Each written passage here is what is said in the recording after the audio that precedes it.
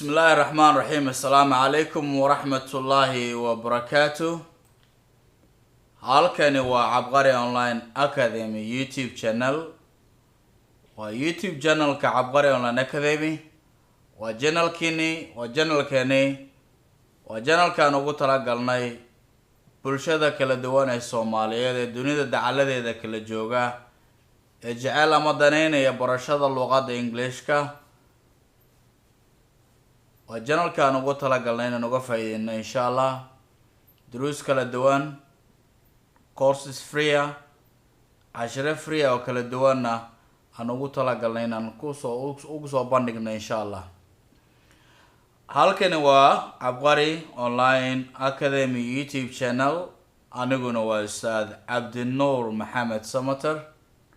kusoo dhawaada bahda kala duwan ee Soomaaliyeed daneeya luqadda Englishka barashadeeda ama heerarkeeda kala duwan ee aadna ugu tixnaa channelkeenana si fiican ugu tixnaa ee aad casharada iyo duruusta ka socota ee had iyo jeer aan soo dhigno isla markaa aan soo dhigno inta badan helayay oo subscribe-ta iyo like-ta iyo share-ta inta badan aadka ugu dadaalaya oo ku maasan yihiin.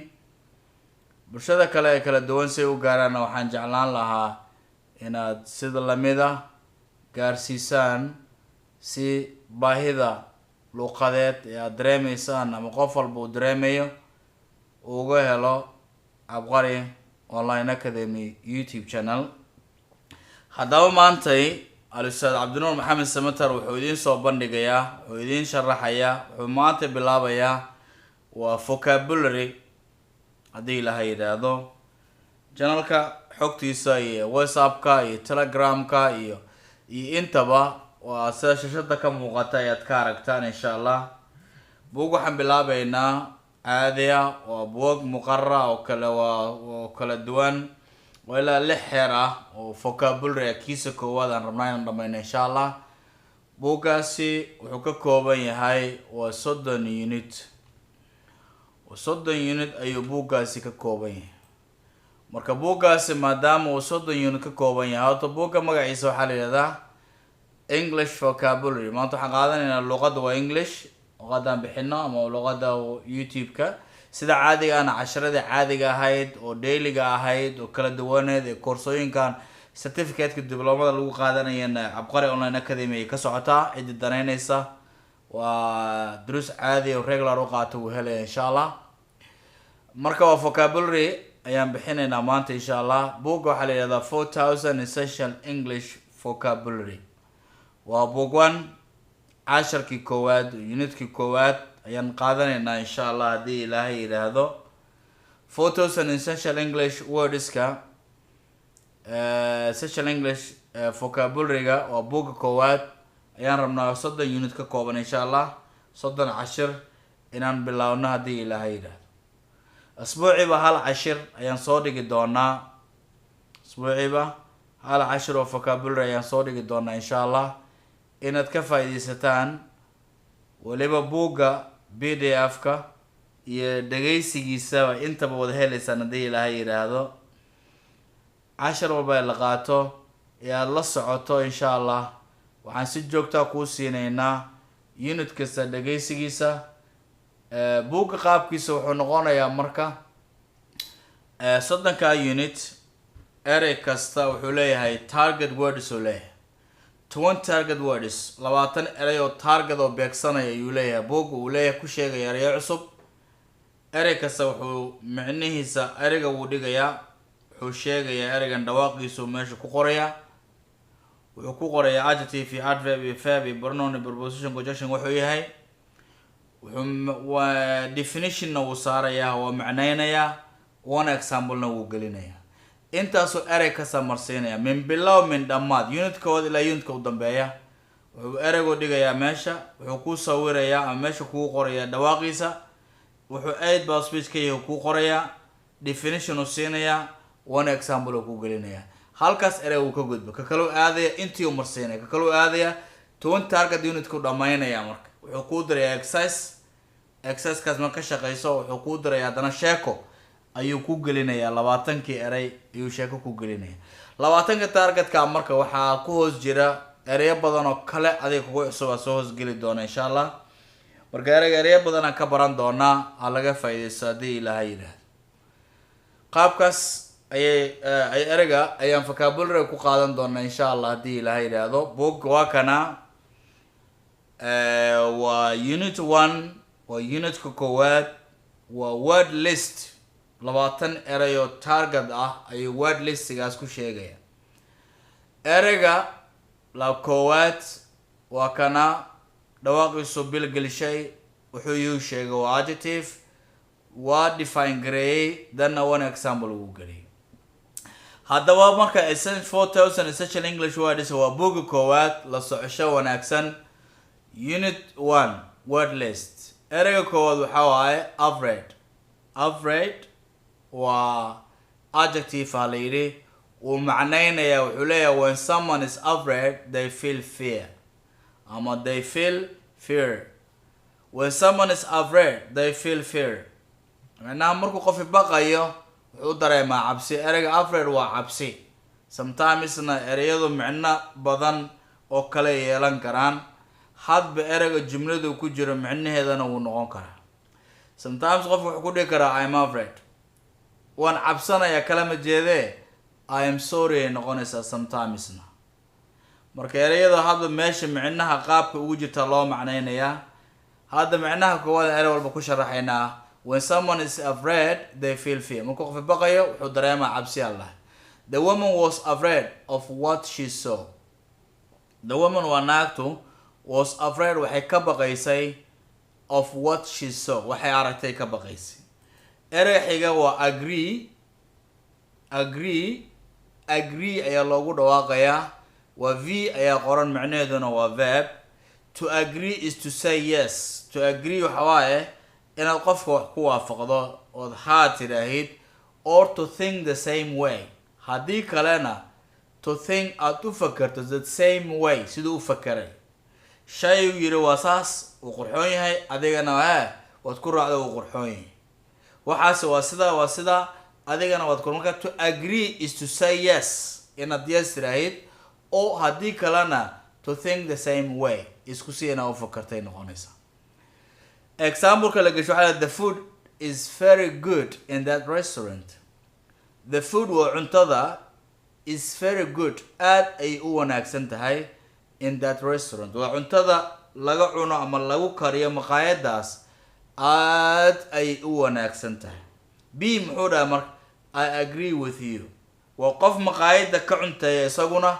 waan kugu raacay ama waan kugu waafaqsanahay ama waan kugu ayidsanahay macnaha cuntada maqaayadaas ay macaan tahay ayaa meesha ka muuqata ereyga xirig waxay noqonayaa angry waxa waaye angry waxay noqonaysaa dhawaaqeeda waa angry waa adjective adj waa adjective when someone is angry qof markuu careysan yahay they may want waxa laga yaabaa inay doonayaan to speak loudly or fight si buuq ama cod dheer ayuu qofku ku hadlayaa qof careysan u qaylinaya macnaha loudly cod sare macnaha or fight ama uu dagaalamaya waa macnaheedu la macneeyo waa ereyga angry she didn't do her homework iyadoo ma aysan ka shaqaynin her homework-geeda kama aynan shaqaynin so sadraadeed her father is angry aabeed wuu careysan yahay marka aabeed wuu xanaaqsan yahay ereyga xiga wuxuu noqonayaa arrive waa v oo macnaheedu noqonaya verb the verb ay u taagan tahay to arrive is to get to waa inaad tagto ama gaarto ama reach some place goob inaad gaarto waa to arrive inaad timaado ama tagto timaado ay noqonaysa the bus always arrives at the corner of my street at 4 busku wuxuu had iyo jeer ama mar walba the bus always usually sometimes rarely seldom frequently waxaa la yidhahdaa adverb of frequency la yidhahdaa waqtigay wax sheegaan waa adverbyada lagu arki doonaa marka waqti badan oo erey kasta meeshu ka yimi soo shaqeynaya aan ku sharaxnaa ma helayno saacaday noqonaysa marka saacadaha haday ay noqdaan marka xogaa ma nuxur ma yeelan marka waxaan doonaa soo koobo micnaha iyo soo khulaasay insha allah. The bus always arrives at the corner of my street at 4. Busku wuxuu hadiya jaraa marba yimaada cirifka wadada aan deganahay at 4 afarta ayuu soo istaagaa. Ereyga xiga waa attack, waa weerarid. V ay u taagan tahay waa verb marka V la yiri. To attack is to try to fight or to hurt. To attack waxay noqonaysaa is to try waa inaad isku daydo, to fight inaad dagaalanto. To attack waxa waaye is to try inaad isku daydo, to fight haye inaad dagaalanto, or to hurt ama inaad qof wax yeelayso, dhibaatayso ama dhaawacdo. The man with a sword, ereyga sword waa seef.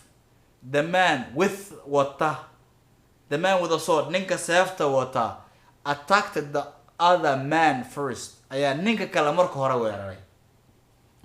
waa ujeedaa sawirka cashar walba fiiri erey walba sawir yaro geeskaasa. The man with a sword, ninka seefta wata, attacked the other man first, ayaa ninka kale marka hore weeraray. Bottom waa salka, wax walba salkeeda hoose ama meesha u hooseysa bottom. And waa noun. The bottom is the lowest part. The bottom is the lowest part. Bottomku waxaa la yidhaha waa meesha ugu hooseysa, partiga ama qeybta ugu hooseysa waa. The bottom of my shoe, salka micnaha ama meesha ugu hooseysa kabtayda, has a hole in it. Duleel ay leedahay ama duleel god ayaa ku yaal. Has a hole in it. Hole in it. Duleel ayaa ku yaal ama god ayaa ku yaal. Clever waa qofka firfircoon oo active ka ah. When someone is clever, qof markuu active yahay ama firfircoon yahay, they can solve waxay xallin karaan macnaha a hard puzzle or problem. Ereyga hard waa adag, waa difficulty oo kale. Puzzle-na waa xujo waay. Markuu qofku yahay qof clever ah, they can puzzle they can solve waxay xallin karaan a hard puzzle, xujo adag marka, or problem ama masalo macnaha problem dhibaato maaha markaan, waa layli ama qisas ama shaqo la isu diray waa masalo macnaha. The clever boy thought of a good idea. The clever boy, wiilkii xariifka ahaa, thought waxay ka timid waa thing baasigeedii waa, of a good idea, wuxuu fakaray ama keenay fikrad wanaagsan ayuu keenay, ku fakaray macnaha fikrad wanaagsan ayuu ku fakaray. Ereyga cruel waa xaasid. Cruel ayaa loogu dhawaaqayaa. Adj waa adjective markaa. When someone is cruel, markii qof uu xasid yahay, they do bad things to hurt others. waxaa le when someone is cruel, markuu qof xasid yahay, they do bad things, waxay sameeyaan waxyaaba xunxun, to hurt others, ay kuwa kale ku waxyeelaynayaan. The cruel man, ninkii xasidka ahaa, yelled at his sister, wuxuu ku qayliyay. ereyga yelled waa qaylin. Yelled baasyaa laga dhigay, double l u dambaysa marka ed-da waa aragnay. waa de tenseska iyo shuruucda ama grammarka marka la sharaxayo halala socdo laftigiisa grammarka laftigiisa qeybaha kale, adjective, adverb, noun, playlistiga qeyba midba la soo dhigi doona haddii ilaahay waaba bilaabayba. chapter kasta ama grammar kasta waa subtitle-kiisa ka qaadan doontaan. Finally, ereyga finally ayaa loogu dhawaaqaya waa adverb. If something happens finally, hadday wax dhacaan ugu dambeyn, it happens after a long time, waxay dhacaan muddo dheer kadib ama at the end, dhamaadka. He finally crossed the finish line. ugu dambeyn wuxuu ka gudbay.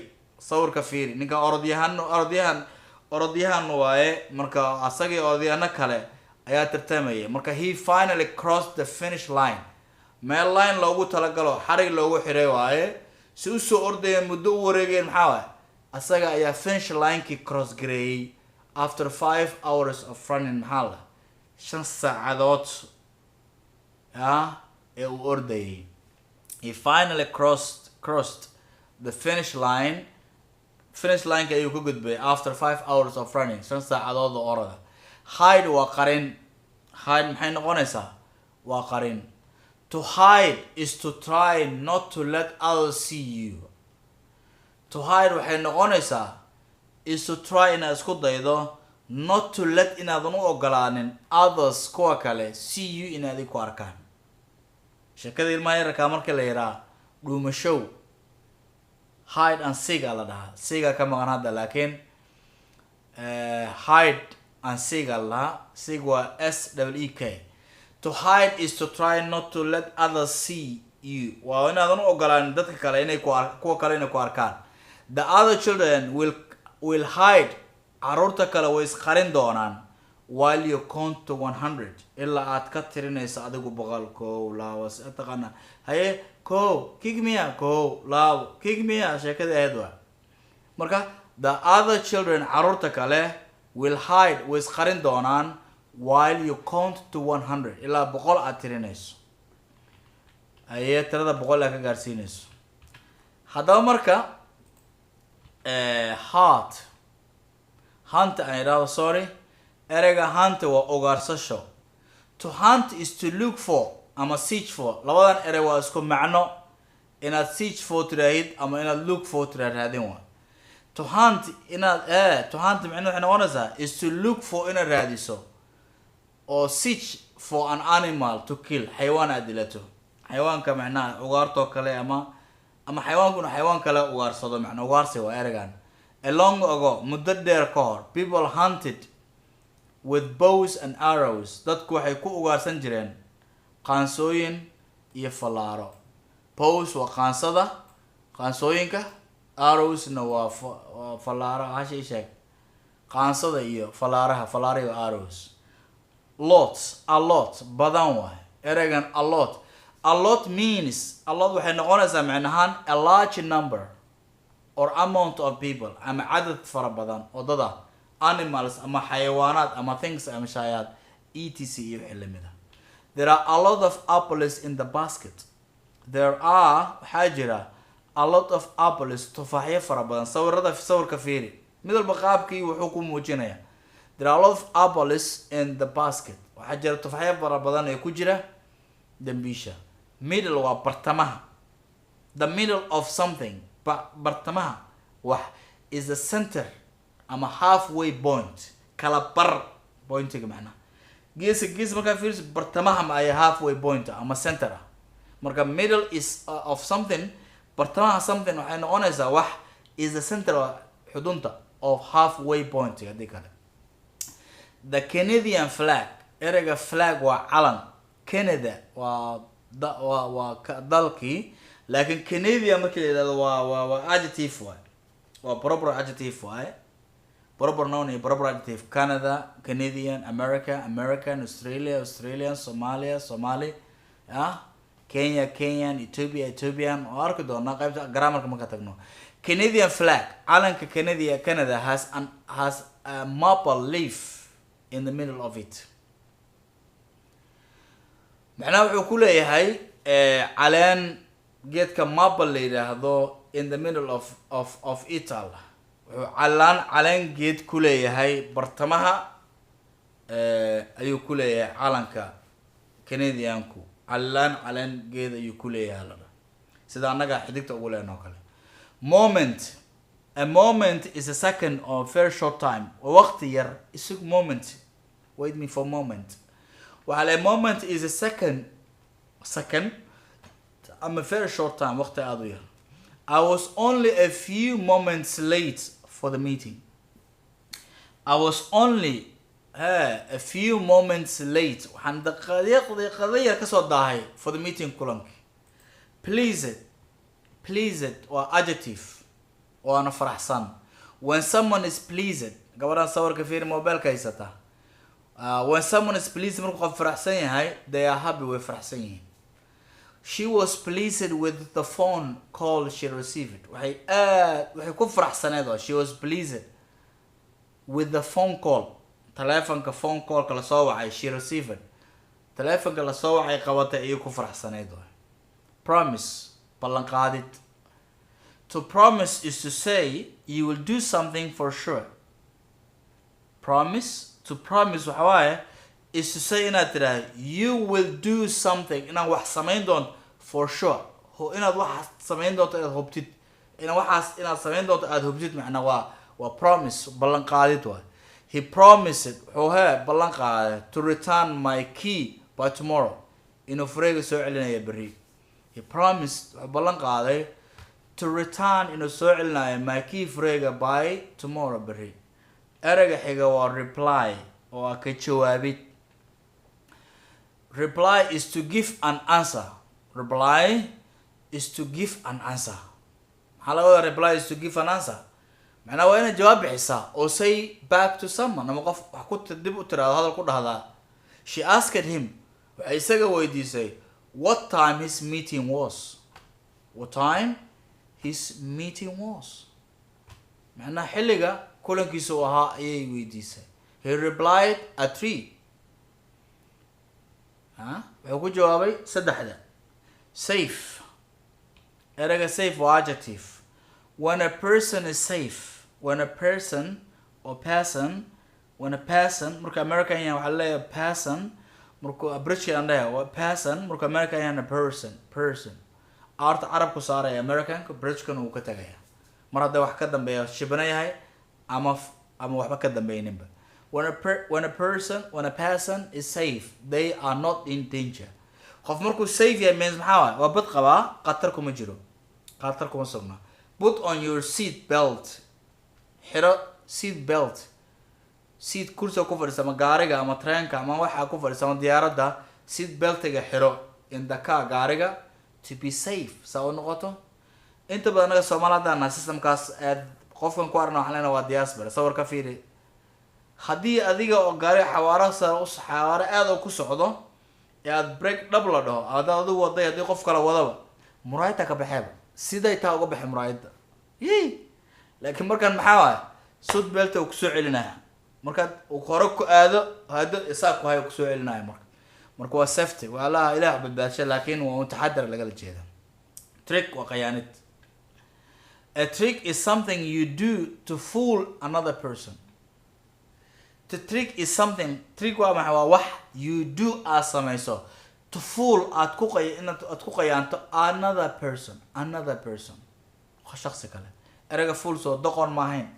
hadda waa verb to fool ku qayaanada noqonay another person.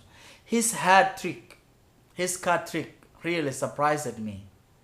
qayaanadiisa kaarka his card turubka macnaha markuu bandhayna ama qayaanada ugu sameeyay his card trick really surprised me. dhabtii ayaa ereygan really aadna waa la dhihi karaa iyo aad iga yaabisay. dhabtii iga yaabisana waa la dhihi karaa. Well waa adverb. Trick waa noun soo maahayn. You use well. waxaad well u isticmaalaysaa to say that something was done in a good way. inaad tiraahdo wax in si wanaagsan loo qabtay. Oh well. The couple waa lamaane. ereyga couple waa lamaane can dance quite well. lamaanu si wanaagsan ayay u dheeli karaa. haddaba waxaa noo eeg 20 target words halkaas. Exercise 1 ka shaqeey. Use the right word for the given definition. ereyga saxda right word dooro for the given definition lagu siiyey. Bad ama hurting others. afraid mia, b mia, c mia, d mia. okay kan kale asna xato a mia, b mia, c mia. exercise ka shaqeey. sheekadan laftigeeda waa inaan asraacsiyaa sheekada.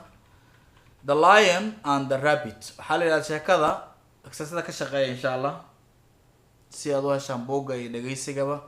waa WhatsApp-ka iyo Telegram-ka nagala soo xiriiri kartaan.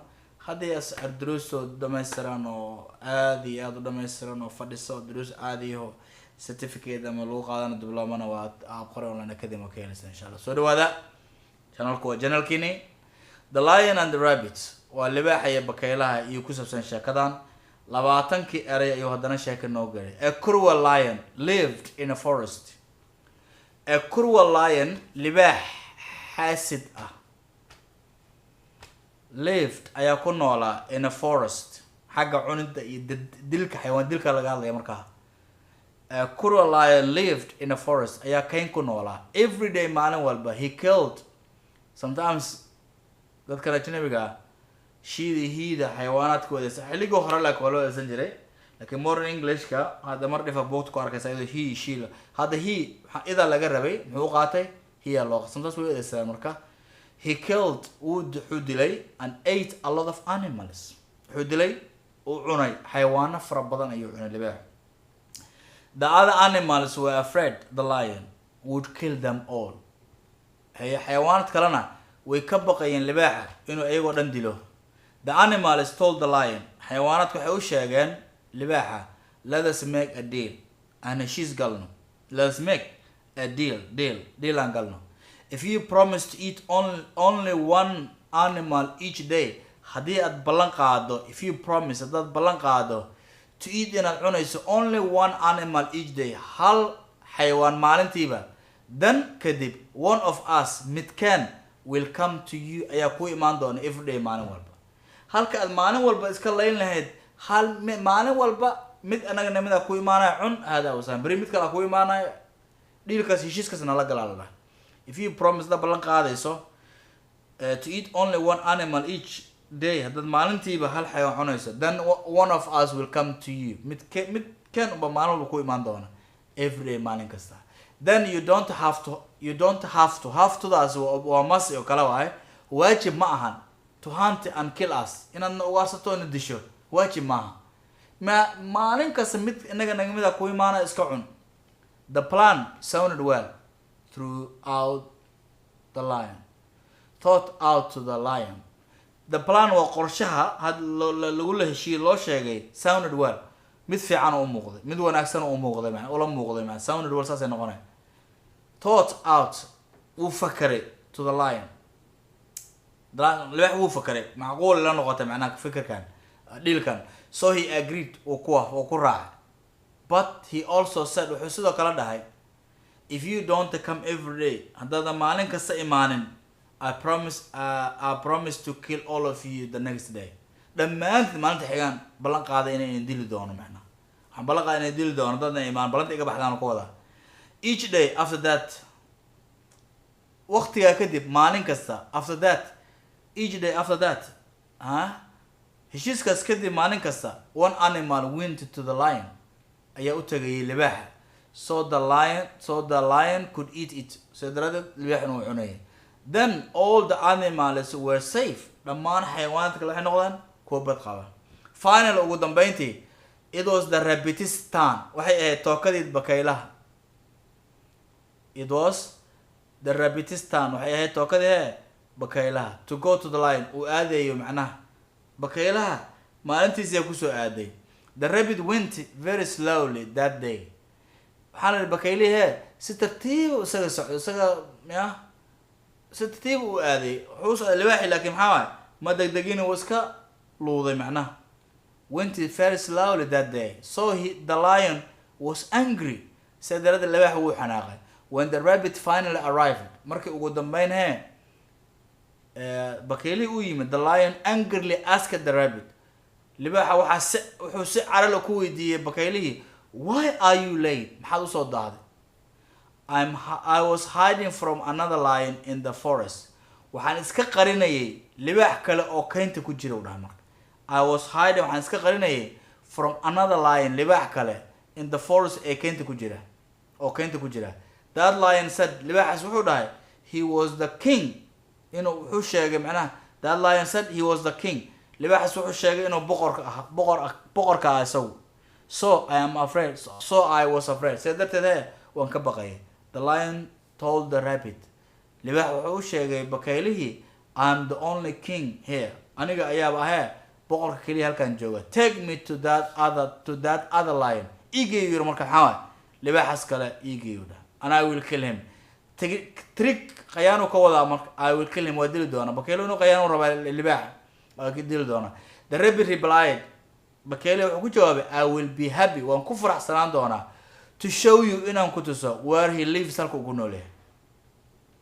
The rabbit led the lion.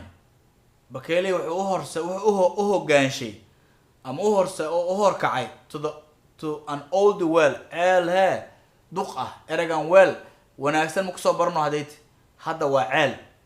erayga English ceel waxa lagu dhahaa well. eragaas lagu dhahaa isla asaga leeba.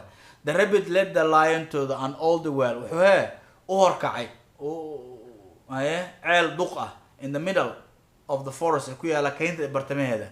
The well was very deep. ceelku aad ayuu qoto dheeraa deep qotada la dhahaa with the water biyahana ku jira at the bottom salka ceelkana biyaha ku jira. The rabbit told the lion bakaylaha wuxuu sheegay libaaxi hee look in the halkaas fiiri. The lion lives okay at the bottom. libaax wuxuu ku nool yahay bottomka salka hoose u dhaha. haddaad biyo fiiriso maxaa arkay sawirkaaga lama arkay sidoo doqa waa la qayaanaya ma taariikh lagu dhigi doonaa. When the lion looked in the well markuu ceelka libaaxu eegayna he could see wuxuu arki karay his own face wajigiisa in the water biyaha dhexdiisa wajigiisa ku arkay. He thought waa fakaray marka that was the other lion. isla wajigiisu arkay wuxuuna isiri waa libaaxi kale waxa arkaysid macnaha. Without waiting another moment sangu daqiiqad second kale sugaynin the lion jumped into the well maxaa ceelku ku booday to attack the other lion so u weerara lahaa libaaxa kale. He never come out maba ka soo bixinba libaax ceel ku dhacay. All of the other animals dhammaan xayawaanaadkii kale in the forest ee keenta ku jiray were very pleased aad ay ugu farxeen with the rabbit's clever trick qayaanada xariiftinimada leh ee uu bakayluhu sameeyay. Okay exercise kalena kasii shaqeeya insha Allah su'aalaha asaasiyada ah buugana waad helaysaan waxaana okay unit 2 cashirkeena xiga insha Allah. haddaba waxaan ku ekeenaynaa insha Allah intaasaan ku ekeenaynaa haddii ilaahay yiraahdo cashirkee maanta aan qaadanaynay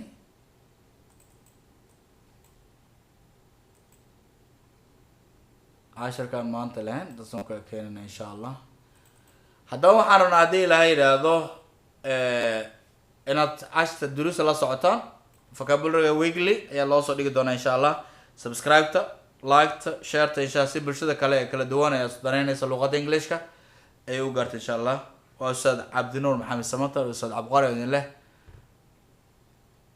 waqtiga hadin wacnaado waa duruusa kale insha Allah iyo cashiradana kale aan dib isku soo laaban doono. baasantiin waa mahadsantiin. assalaamu calaykum ورحمة الله وبركاته.